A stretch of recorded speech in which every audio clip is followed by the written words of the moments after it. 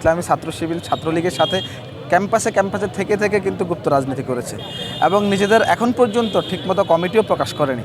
এবং আমি মনে করি যে এই গুপ্ত থাকার প্রেক্ষিতে বিগত দিনে ছাত্রলীগের যে অকাজ কুকাজ আছে তার কিন্তু সর্বোচ্চ অংশীদারিত্ব কিন্তু এই ইসলামী ছাত্র শিবিরের আছে।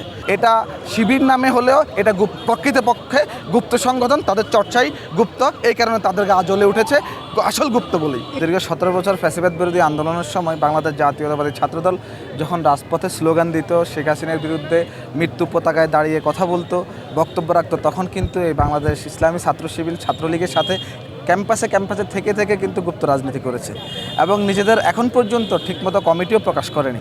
এবং আমি মনে করি যে এই গুপ্ত থাকার প্রেক্ষিতে বিগত দিনে ছাত্রলীগের যে অকাজ কুকাজ আছে তার কিন্তু সর্বোচ্চ অংশীদারিত্ব কিন্তু এই ইসলামী ছাত্র শিবিরের আছে।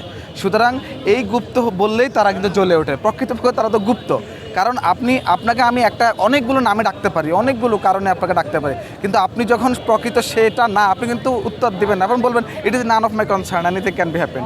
বাট আপনি যখন দেখবেন যে আপনি প্রকৃতপক্ষেই এইরকম চরিত্র আপনি বিয়ার করেন, তখন কিন্তু সে এটা নিয়ে খেপে যাবে।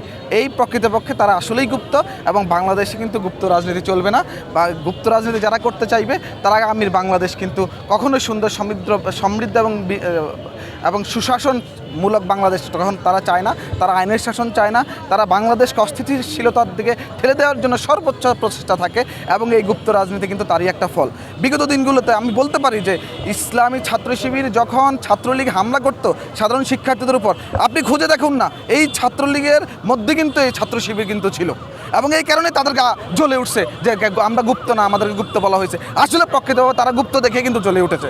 আর এইরকম একটা ছোট্ট দেয়াল লিখনকে কেন্দ্র করে ক্যাম্পাসে যে অস্থিতিশীলতা করেছে, প্রতিটি ক্যাম্পাসে তারা কিন্তু এই অস্থিতিশীলতার পক্ষে কাজ করে এবং তারা বাংলাদেশকে সুন্দরভাবে চায় না। আপনি জানেন জগন্নাথ বিশ্ববিদ্যালয়ে একজন শিবিরের কর্মী 3 জন মেয়ের সাথে কীভাবে প্রতারণা করেছে। এইরকম সেই নাজমুস সাকিবের মতো, যে শিবির কর্মী নাজমুস সাকিবের মতো পুরো বাংলাদেশে জামাতে ইসলামী এবং শিবিরের কর্মীরা সাধারণ মানুষদের সাথে প্রতারণা করতেছে এবং রাজনৈতিক স্বার্থ হাসিলের জন্য কিন্তু বিভ্রান্তিমূলক প্রচারণায় লিপ্ত আছে। সুতরাং ইসলামী ছাত্র শিবির এটা শিবির নামে হলেও এটা প্রকৃতপক্ষে গুপ্ত সংগঠন, তাদের চর্চাই গুপ্ত, এই কারণে তাদেরকে আজ জ্বলে উঠেছে আসল গুপ্ত বলেই।